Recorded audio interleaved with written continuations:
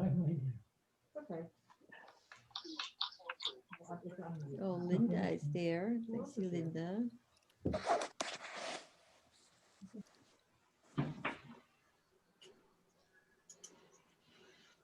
Hi, everyone. We'll get started in a minute. I just want to let everyone get a chance for everyone to join on.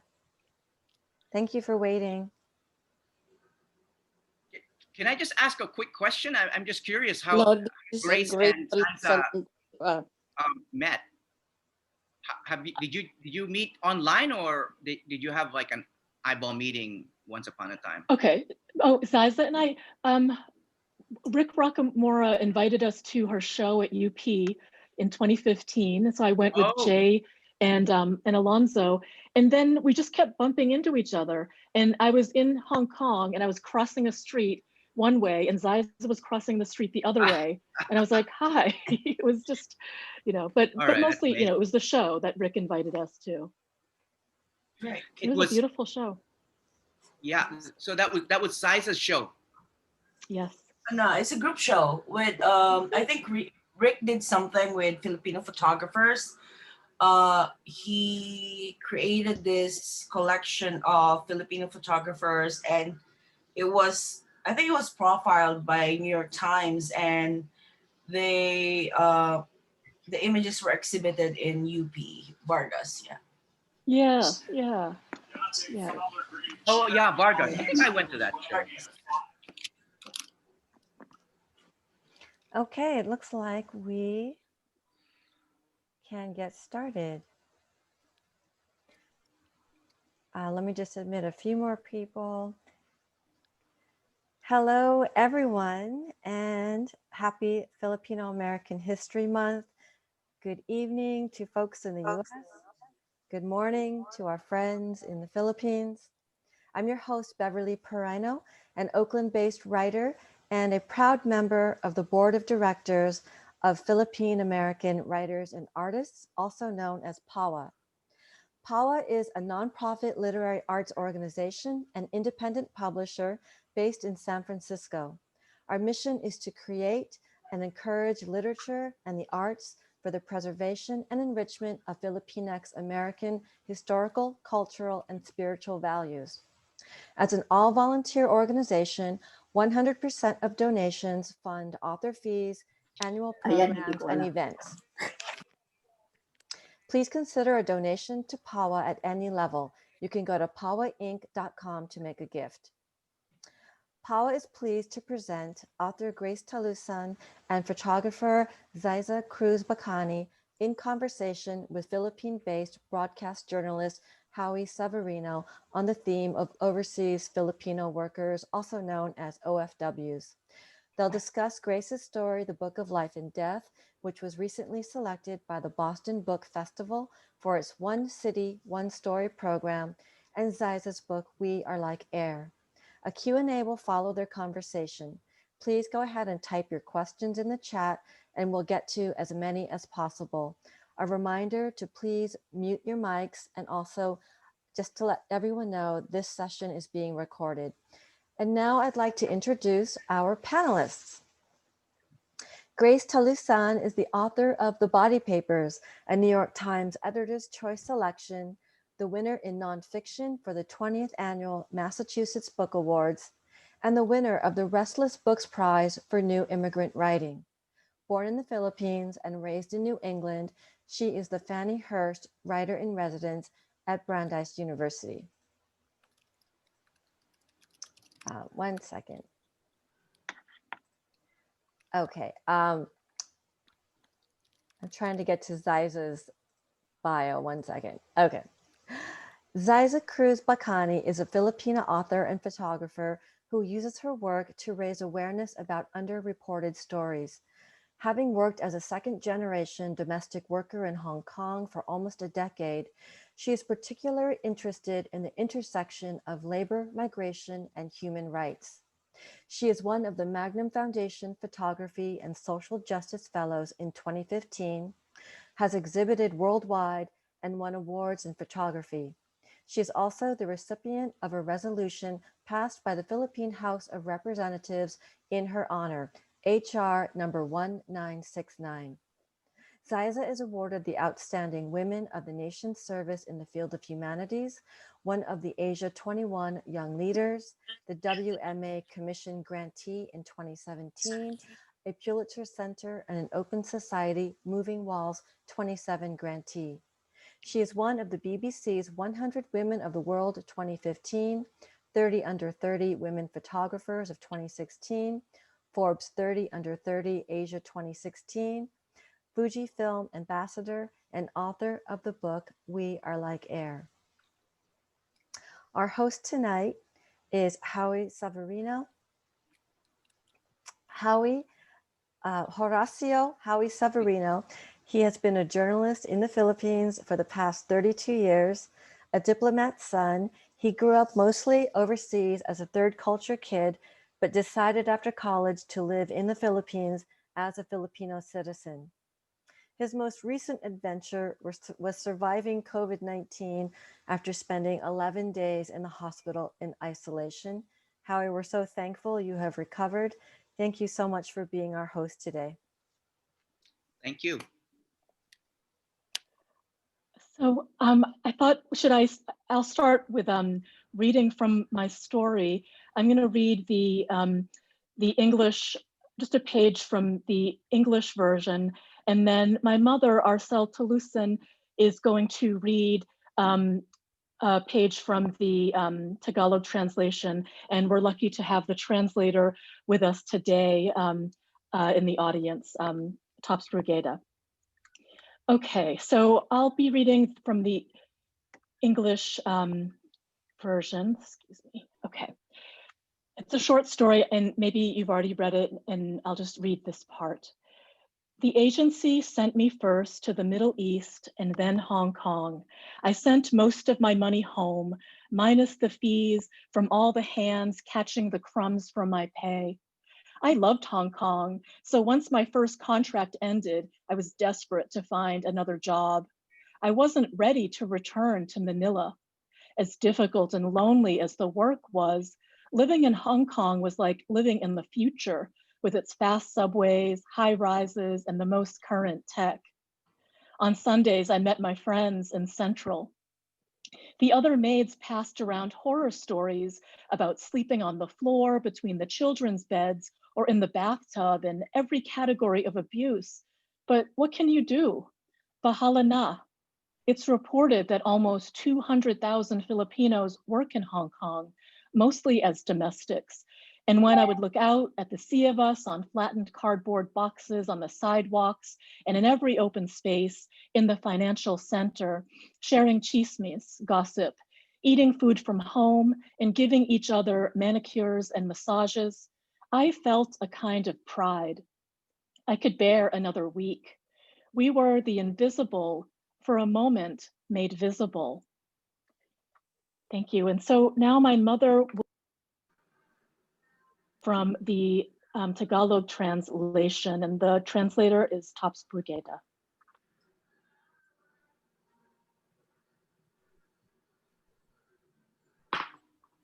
Okay. So, before I start, I want to thank Tops Brigada for the Tagalog translation and Irene Gonzaga for the copy editing. Okay, here it is. Ang Aklat ng Buhay at Kamatayan. Una akong ipinadala ng ahensya sa Middle East at kalaunay sa Hong Kong. Halos buong sweldo ko'y ipinadadala ko noon sa Pilipinas. Bawas na ang mga bayad para sa lahat ng sumasalo sa mga sobra sa sweldo ko. Minahal ko ang Hong Kong, kaya nang matapos ang una kong kontrata, naging desperado ako sa paghahanap ng kapalit na trabaho. Hindi pa kasi ako handang bumalik sa Maynila. Bagamat napakahirap at napakalungkot ng trabaho ko, ang paninirahan ko noon sa Hong Kong ay parang pamumuhay sa hinaharap. Dahil sa mga madibilis na tren, mga matataas na gusali, at ang makabagong teknolohiya. Tuwing linggo, Nagkikita-kita kami ng mga kaibigan ko sa Central. Doon ko naririnig ang mga nakakaawang kwento ng ibang DH, gaya ng pagtulog sa sahig sa tabi ng kama ng mga inaalagaang bata o di kaya na may sa loob ng bathtub.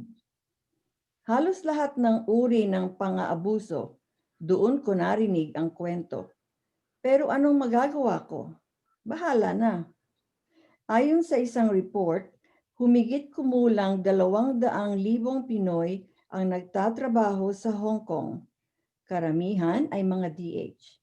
At sa tuwing napapatingin ako sa dagat kung saan nakaupos sa tinupi-tuping karton ng mga kasambahay, sa kalye at sa lahat ng sulok ng financial district, habang nagchichismisan at kumakain ng mga pagkain galing sa Pilipinas, habang minamanicure ang mga kuko at minamasahi ang mga pagod na katawan, nakakaramdam ako ng lakas ng loob.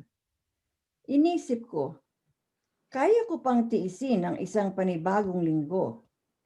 Sa mga sandaling iyon, kaming mga kadalasang hindi pinapansin, kitang-kita ng mundo noong aming mga oras na iyon. There you go. Thank you. That was Um, beautiful. Yeah, thank you. And it's these are the sponsors who made the Tagalog translation of the story possible. And a special thanks to PAWA and the Manuel and Penelope Flores Prize Fund. And thank you, Mom, for that reading. So I think now we'll go and look at Xyza's photos. And so I'll share, you can share the screen. Okay. I hope my internet will work because it doesn't seem to work. Oh, Jesus. Okay. Oh, I can't share screen. Why is that? Yeah. Beverly, I think you'll have to make her co-host. I'll make you a co-host. Yeah, thank you. Okay, thank you. I was reading your book, Grace, and that's beautiful. Reminds me Thank of you. so many experiences in Hong Kong. Thank you. Really appreciate that. I can't still share screen though.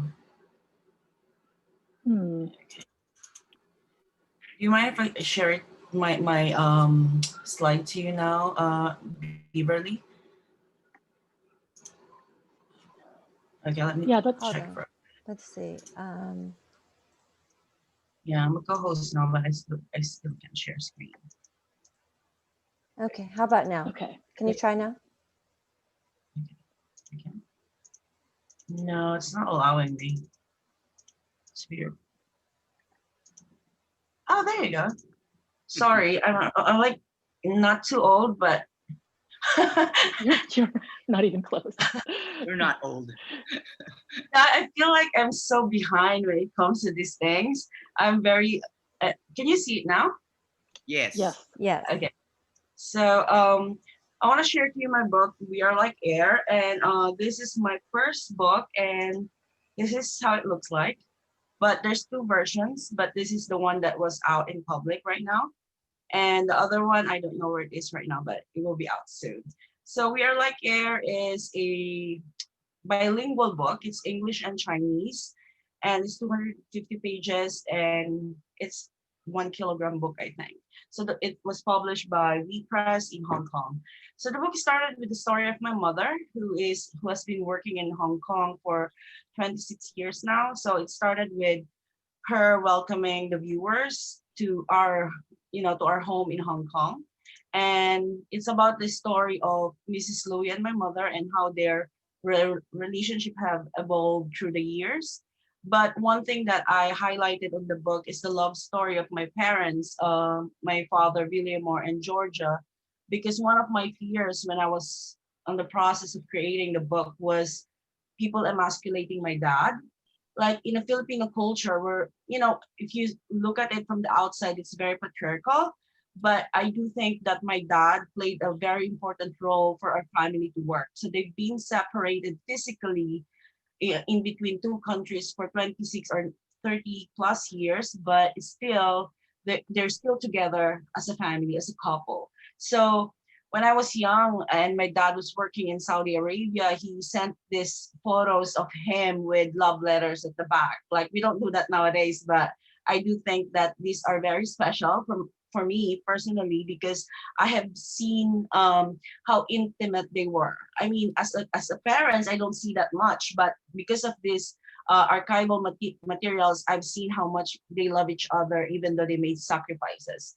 And of course, in the book, you can see how the relationship of Mrs. Louie and my mom evolved from someone who's wearing a uniform in 1999 to sharing meals together. So from being a employer employee, now they're good friends up to a point that even my mother can't leave her behind, you know?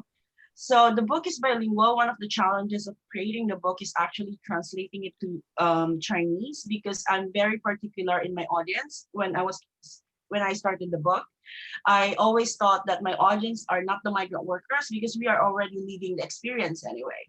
Like we know the experience of being a child of a migrant worker and being a migrant worker, but I want the employers to understand the complexities, the humanities of migrant workers. But then as I started, putting together the book, I realized that the children who were left behind also needs to understand why their mother left, because in the process of creating the book, I was able to understand my mother more, even though we were together for a long time working together. So in the book, I put together, I also put a recipe that my mom did, because she's so proud of her job. And I do think that it mirrors what Grace read a while ago, the pride in the job. I don't think people understand that nuance, in that domestic workers take a certain pride in what they do. They know that it's just a job. It's not the totality of their humanity. They're more than that, and they serve, but then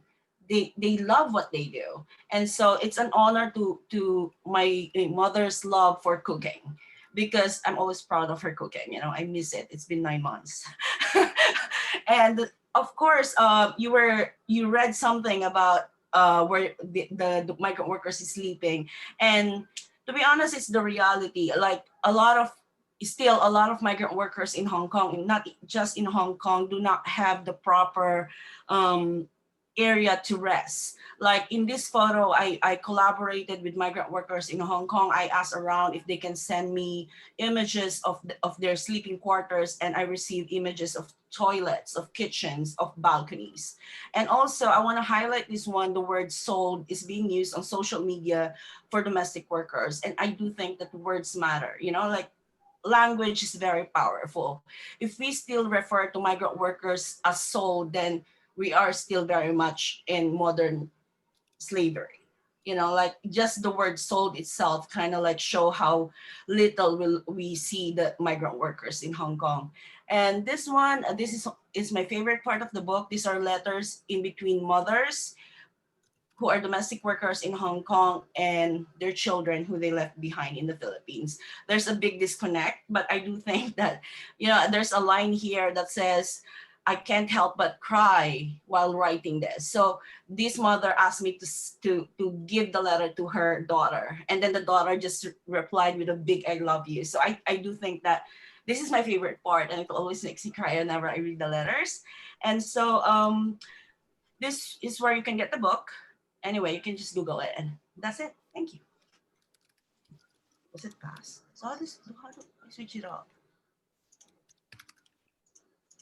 Oh, there you go. Stop sharing. All right. Thank you. Thank you. Okay.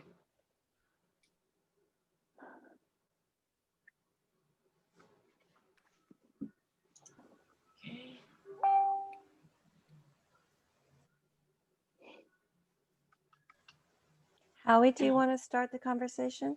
Okay, sure. Okay. I thought Xyza had something more to say. No, Or show. yeah. No, yeah. Well, thank you. Wow, that was a great introduction, the both of you. I just want to give a little bit of background, because I go way back with the two of these brilliant women, but in different ways. And I never imagined we'd all find ourselves in this kind of event in different parts of the world. But I have to say that, and it's not because they're friends of mine, that they're two of the great storytellers of our time. I've been following their work for years, and I feel privileged to know their work, even be a part of their work, which has thrilled me so much. But I just want to say a few things about their work.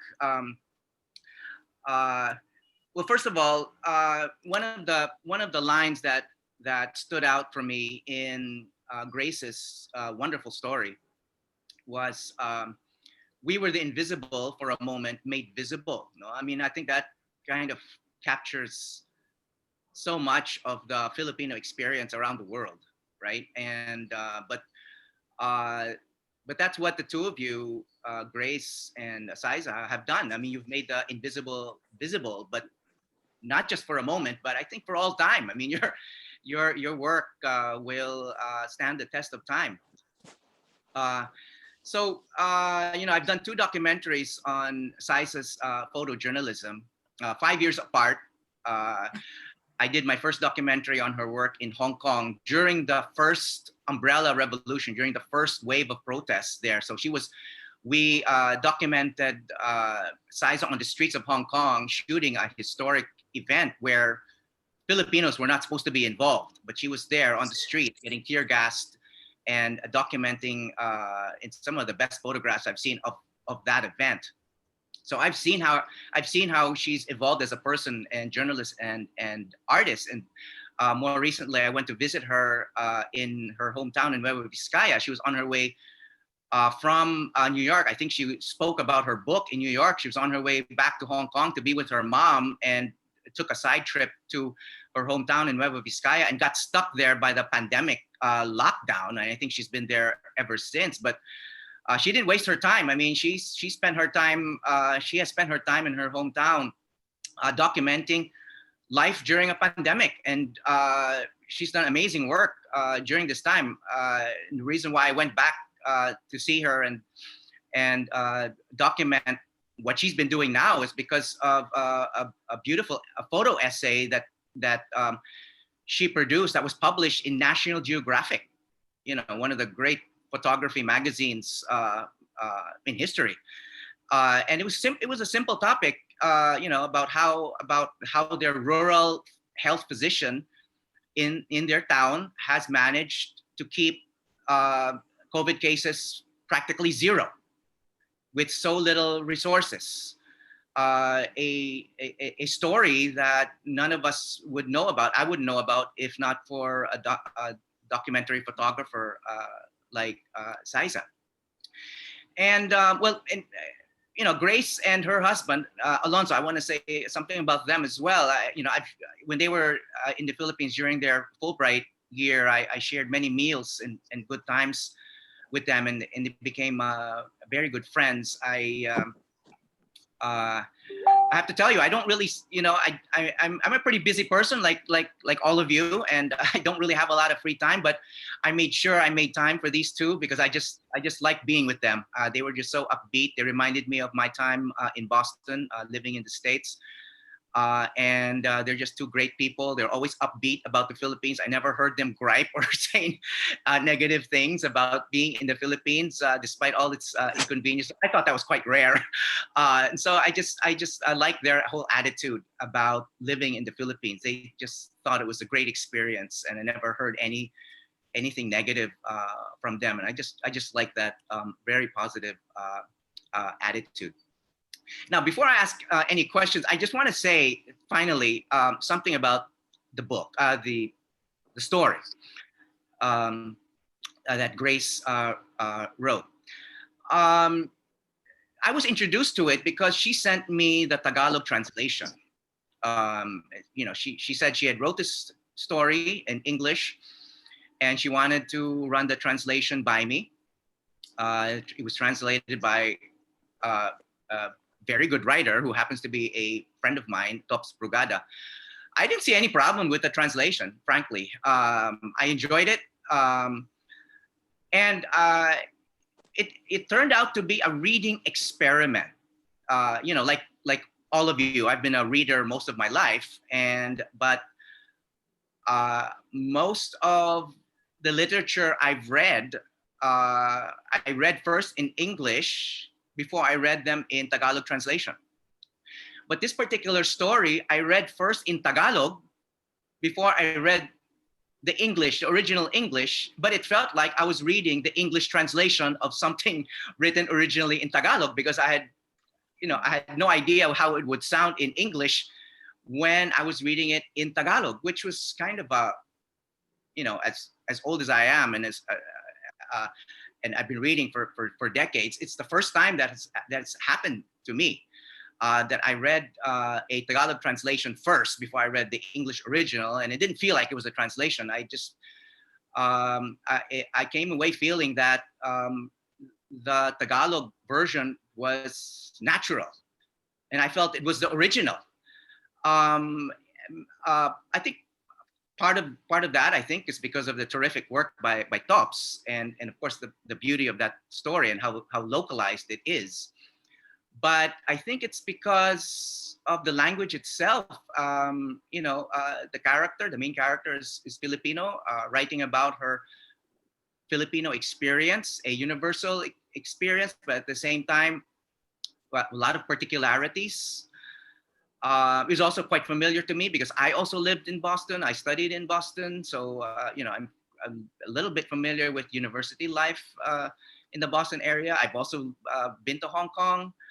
And of course, I spent much of my adult life now in the Philippines.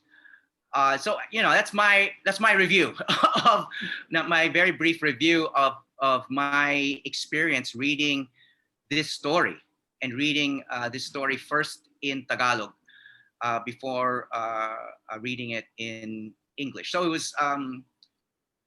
was a wonderful experience. I felt that. More than other books, most books by Filipinos, even Filipinos here in the Philippines, are written in English.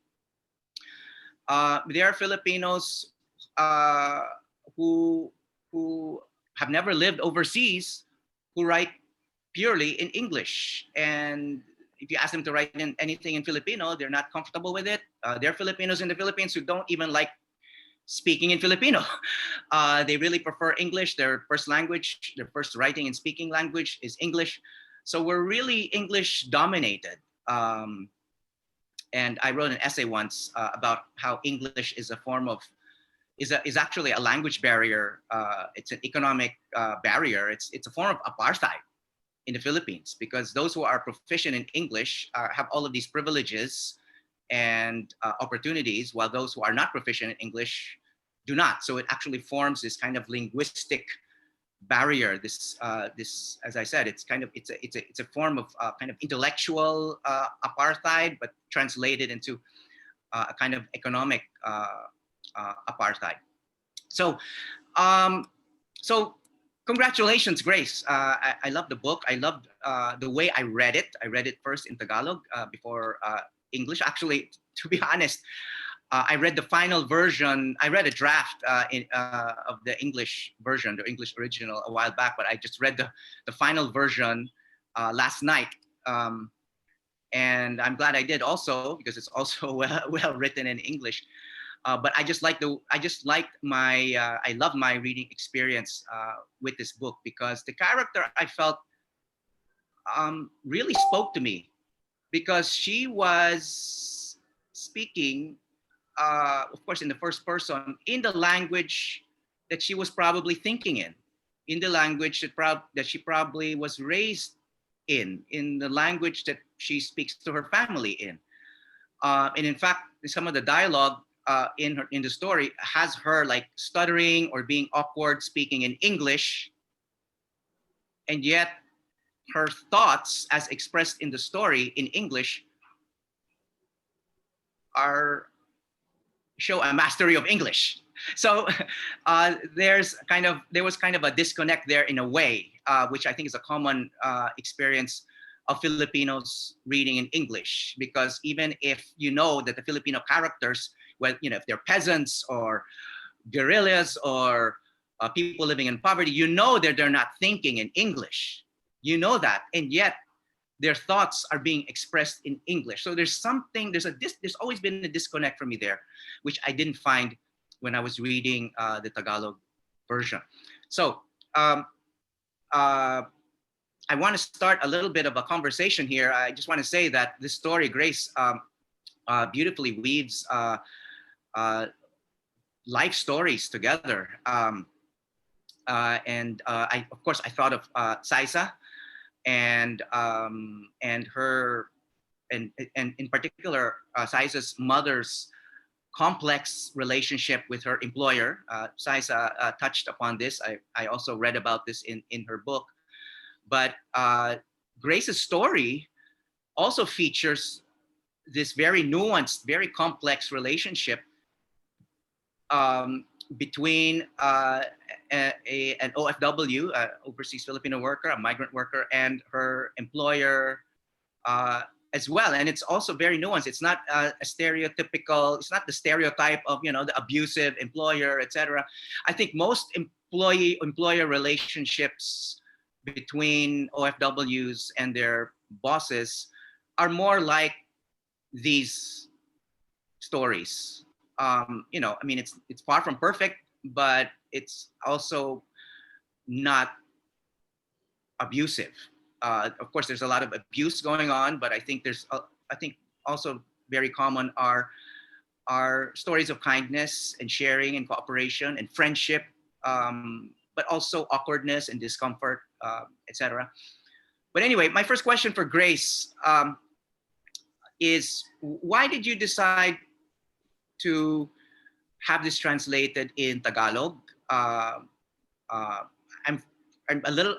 quite familiar with a number of other works by Filipino American writers, and to be honest, I haven't read any of their work in Tagalog. I've read their work only in English, but you decided to. So what's the thought process behind that? Why did you decide to have this done in Tagalog, and at what stage did you decide on this? Was it even before you had finished writing the English, or was it after you wrote the English? So thank you, and thank you for all your, your generous reading and your close reading and everything that you had to say. Really appreciate it. So the Tagalog translation came about. Well, I published my book, The Body Papers, and I really wanted that to be translated in Tagalog. I don't know what happened. Like it didn't work out because it's not in Tagalog. But so when this booklet came out, I saw that they were translating, the Boston Book Festival is translating it into Russian, Portuguese, and Spanish.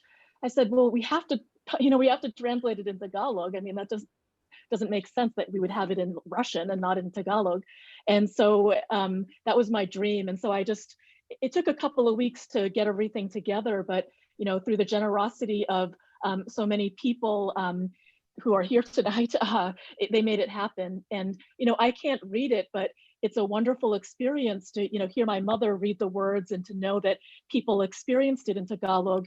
I know that people mostly go through the educational system in the Philippines in English or other languages, but I just thought it would be wonderful to have my work exist in Tagalog. And I thought it's free. It's like this gift that the Boston Book Festival is giving away. I'm giving away the story, like no one's making money on the story. And so I just thought, okay, if it's going to be a gift anyways, in the gift economy, I want to give it to students. I want to give it to people studying Tagalog literature and language, and have a life beyond me. Yeah. Wow. Thank you. I want to ask Xyza.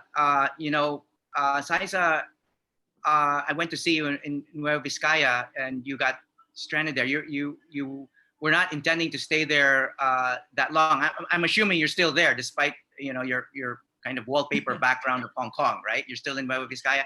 No, I just want to ask you, how has the pandemic affected you creatively? Because you know your main theme in your work has been migrant workers. I mean, you've been going or you've been traveling, talking about this landmark book on migrant workers, and all of a sudden, there are no migrant workers where you are. I mean, do you feel like a fish out of water, or have you acclimated to kind of a new, even though it's a native environment, it's an environment that you were not previously documenting? Sorry. Oh yeah. So I think it was a bit difficult in the beginning. I think I'm on the phase 9 of the pandemic where I shifted from migration issues to healthcare issues, and I do think as a storyteller, I'm very lucky that I'm able to adapt immediately from one topic to another. But right now I'm focused on paintings, which is like, okay, I really need to get out of here because I started painting kind of thing. So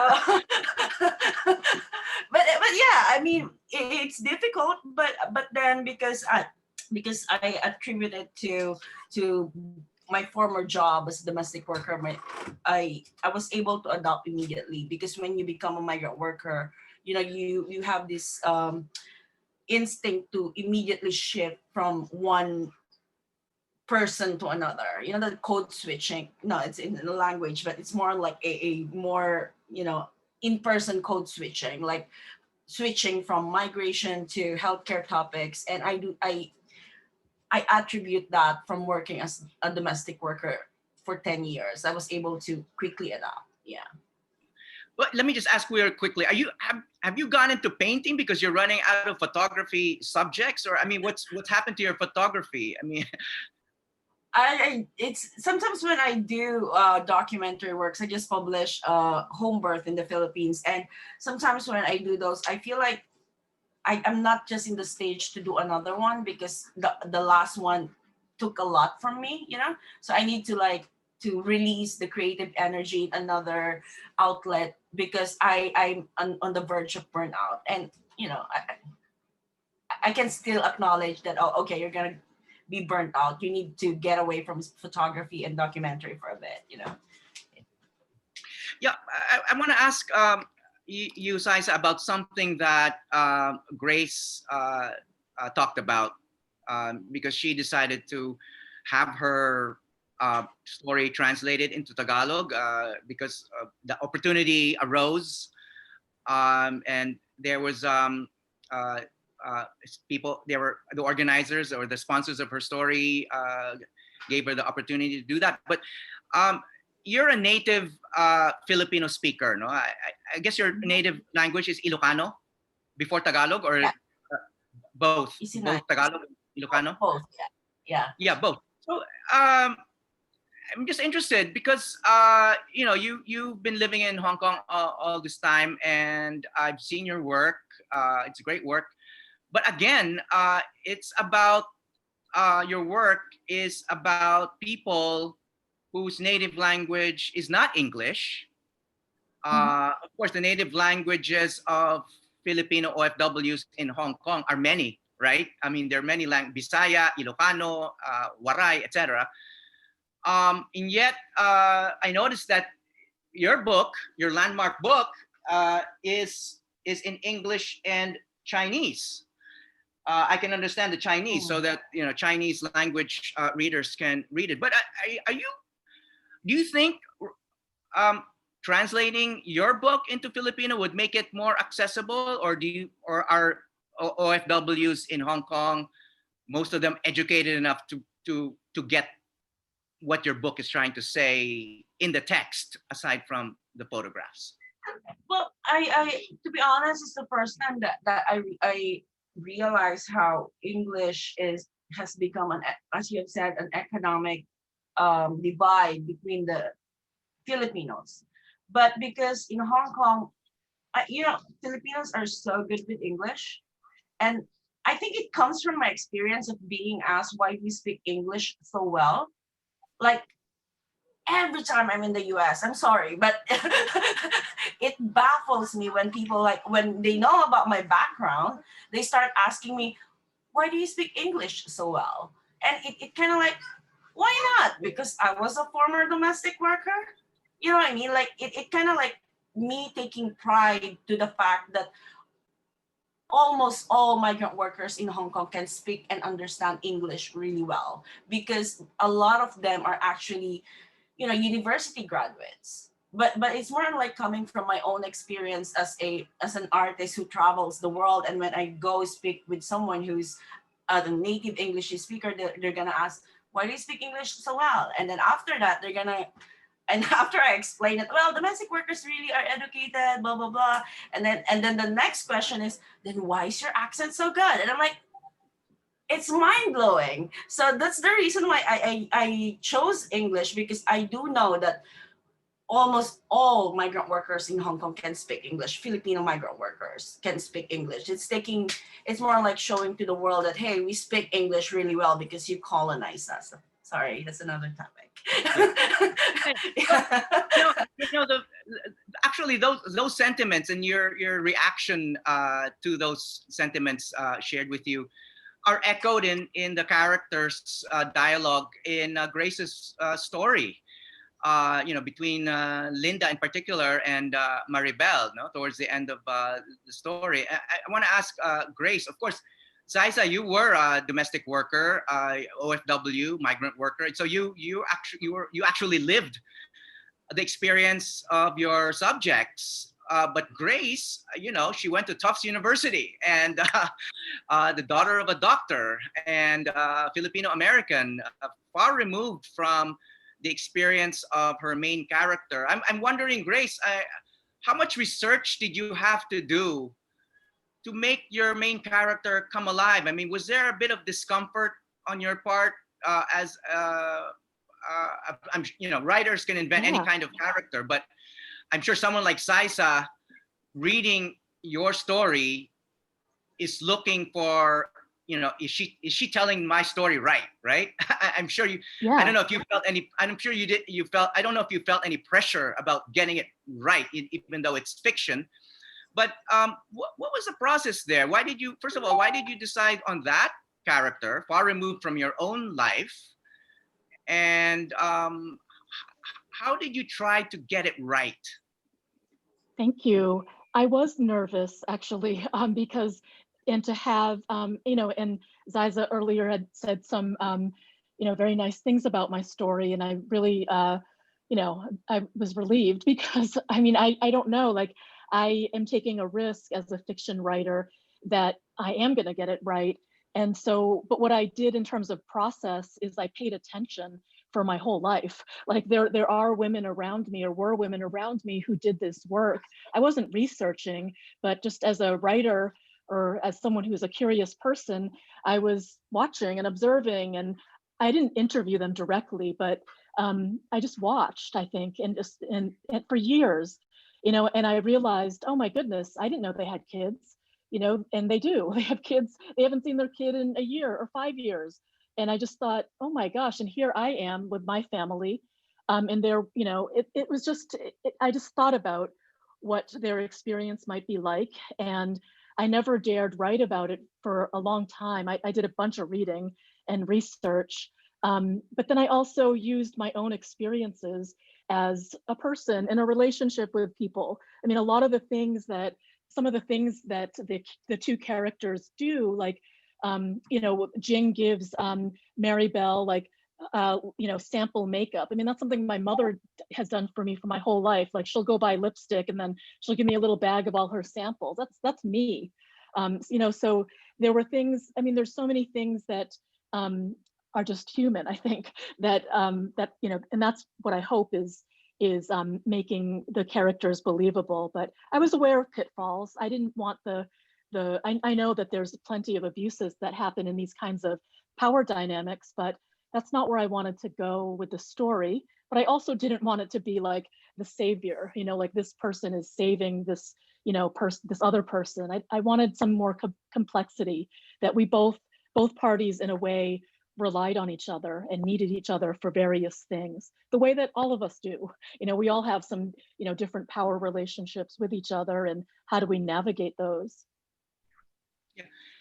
So Xyza, what did you think of the story? Did it resonate with your own experiences, with the experiences of other migrant workers, especially in Hong Kong? Well, when I read the book, what I love about the book, as what Grace had mentioned a while ago, is it's not focused on the victimhood of migrant workers. Because I'm a huge advocate of celebrating migrant workers as champions.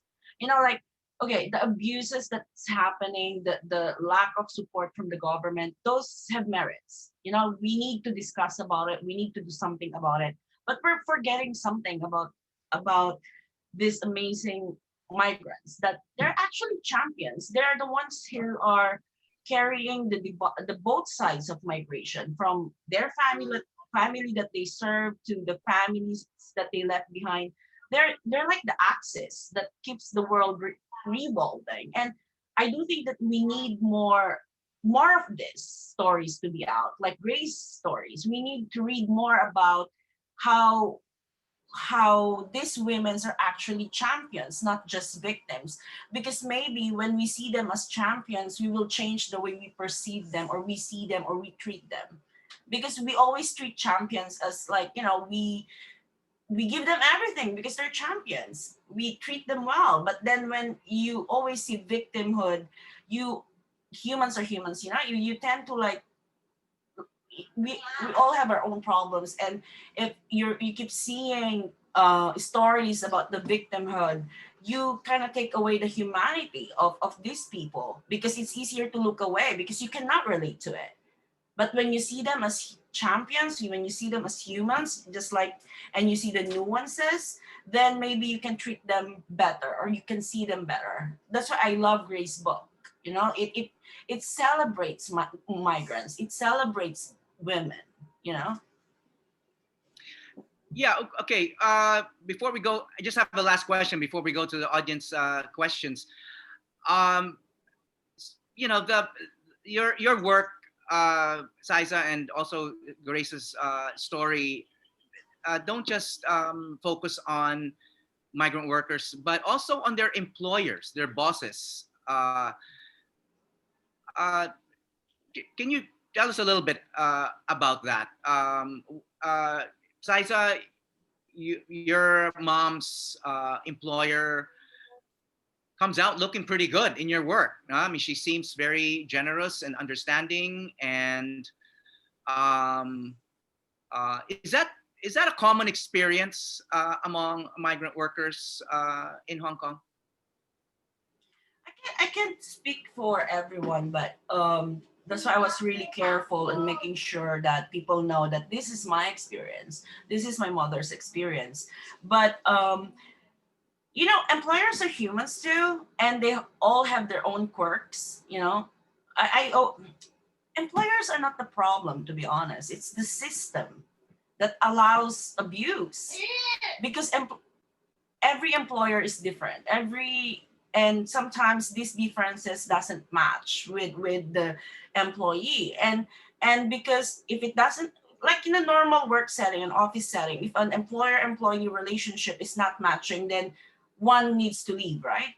But because of the system that doesn't allow easier access to employment, or easier way to be a part, then abuse tends to thrive in these kinds of environment. So I can't say that this is the collective experience of migrant workers in Hong Kong, but this is just my experience. This is my mother's experience. I speak of things that I know of. Yeah, thanks. Okay, we want to give some time for audience questions.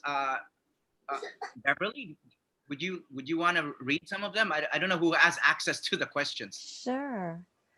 Great conversation. Thanks, everyone. We have a question here. Grace and Xyza, thank you for sharing your wonderful work. Both of you are artists in fields dominated by white authors and photographers. What has it been like to practice your art and share your work with an audience for whom Filipinos are often invisible? That's a great question. I mean, I, I, I mean, with the body papers, my memoir, I don't really have a sense of whether I was reaching a white audience or not. I mean, the book, in terms of like the messages and notes and things I get from people, it is mostly Asian Americans and Filipino Americans that I'll get messages from. That doesn't mean that you know, white audiences aren't reading it. I haven't heard from them, so I'm not sure. My work will get adopted for classrooms, and then that's when I'll hear from folks and their students, and sometimes you know, students who are not Filipino or Asian American. But I guess it's frustrating, I suppose. I mean, I'm sometimes, I mean, I write for Filipinos in my community. I mean, when I think of my reader, I think of people here. I think of my family. That's who I'm really focusing my attention on as a writer. I do want a larger audience. I do want like people. I mean, I've been reading, you know, white authors my whole life, mostly white authors, and I would hope that my work, you know, there'd be some reciprocal relationship there. And so I think there is. I don't know, because I have more contact with Asian American and Filipino American readers. To be honest, I'm trying so hard to decolonize my gaze as a Filipino photographer who's like working on, you know, stories about, especially in Southeast Asia. I'm trying so hard to decolonize my gaze because I've learned through looking at white gaze.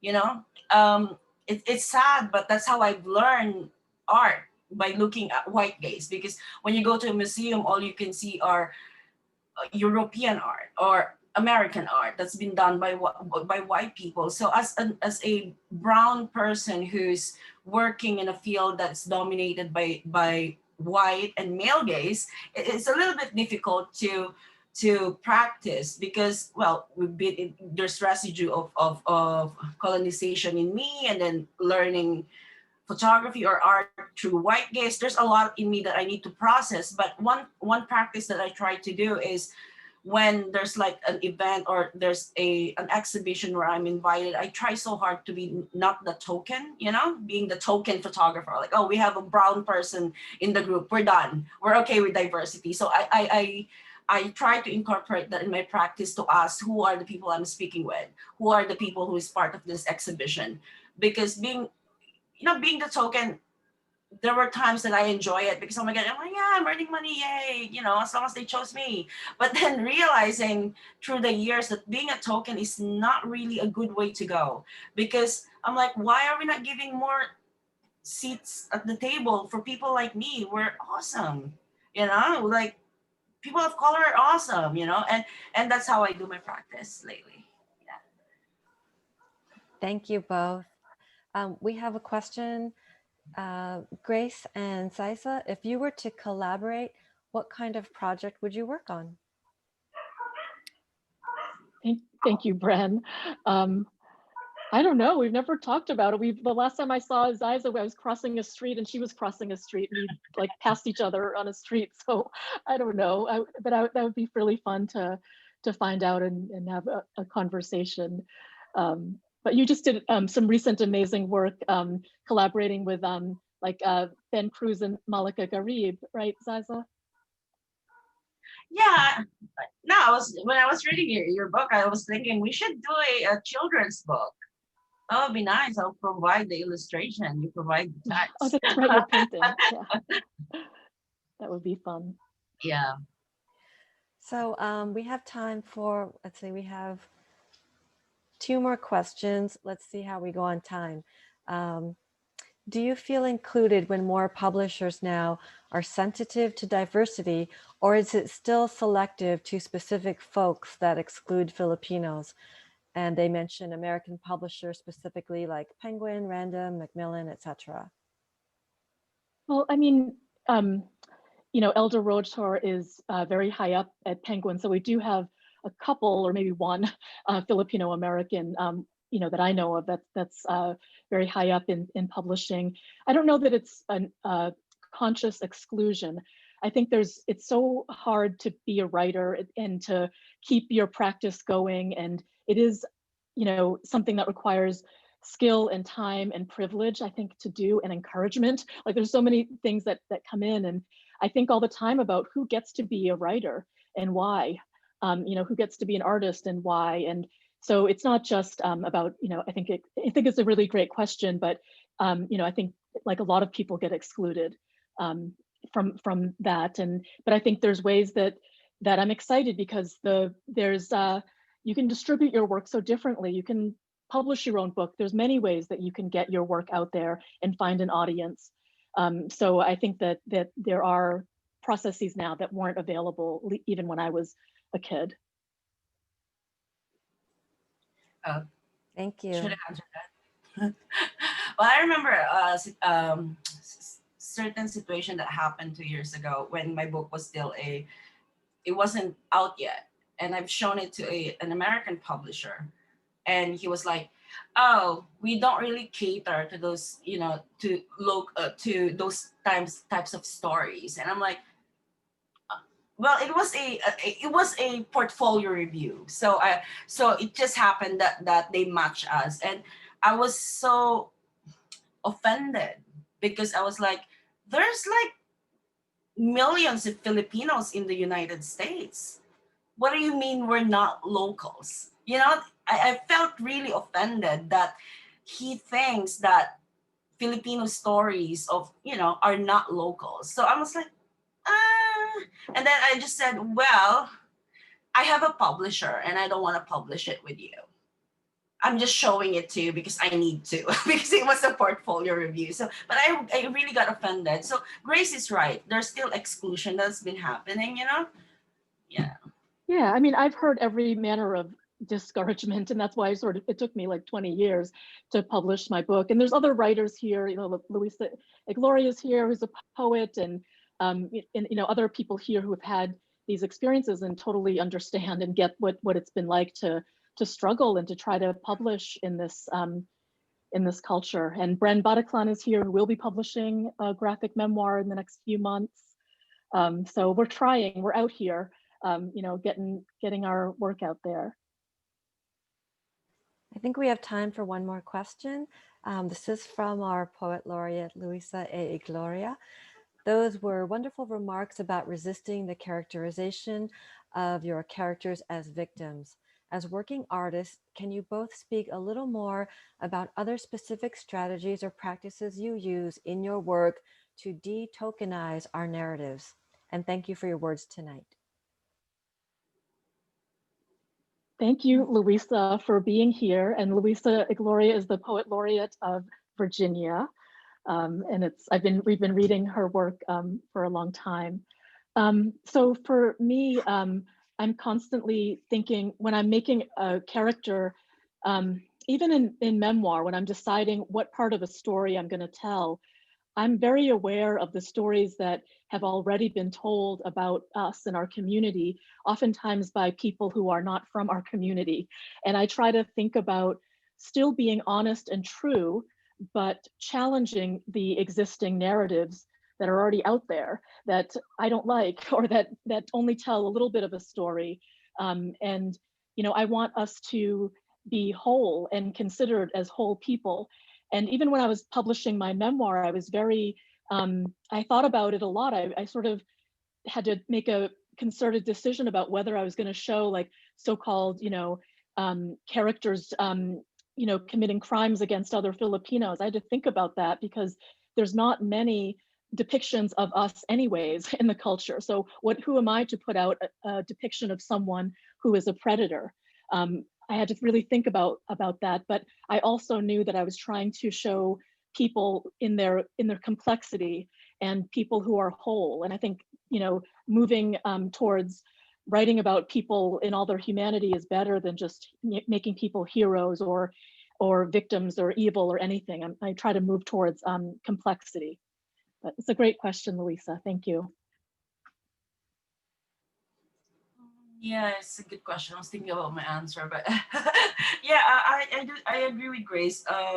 For me, I try to be really conscious on the way I show images of people. Like, will this image um make them suffer, or will it or will it elevate them? I'm always conscious about how it will affect the people that I'm showing, rather than how the viewers will feel, because for me, I have this responsibility to make sure that the people I photograph, the people I write about, will not be destroyed by the things that I put out, except when it's when it's like something investigative, or I should really destroy that person because he's terrible for the country or something like that.